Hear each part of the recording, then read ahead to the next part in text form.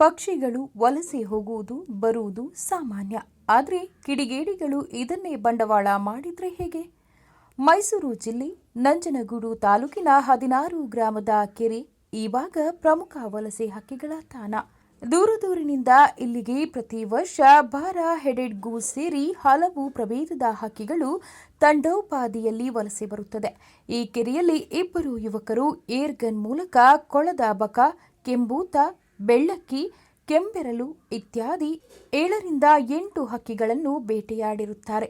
ಇವರನ್ನು ಗಮನಿಸಿದ 16 ಗ್ರಾಮದ ಪರಿಸರ ಕಾಳಜಿಯ ಯುವಕರು ಇವರನ್ನ ಹಿಡಿದು ಅರಣ್ಯ ಇಲಾಖೆ ಸಿಬ್ಬಂದಿಗೆ ಒಪ್ಪಿಸಿದ್ದಾರೆ.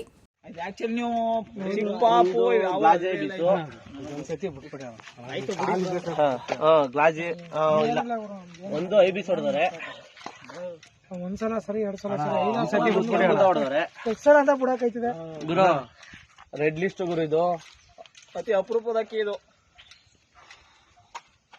ಒಂದ್ಸತಿ ಬಿಟ್ಬಿಡಿ ಅಣ್ಣ. ಬಿಡೋದ ಮತ್ತೆ ಎಲ್ಲಿ ಬಿಟ್ಟರು ಗ್ರೂಪ್ ಹಾಕ್ತೀನಿ ಗುರು. ಇದು ಅಣ್ಣ ಅಣ್ಣ ಇದು ಕಾರ್ ಪರವಳ ಹೊಡೆದವ್ರೆ. ಓ ಅಣ್ಣ, ಒಂದಕ್ಕೆ ಹೊಡೆದಿದ್ರೆ 2 ಅಕ್ಕಿ ಹೊಡೆದಿದ್ರೆ, 1 ಅಕ್ಕಿ ಹೊಡೆದಿದ್ರೆ ಆಯ್ತು ಬಿಡುವ. ಯಾರು ಕರೆಯಕ್ ಹೋಗ್ಬಿಡಿ.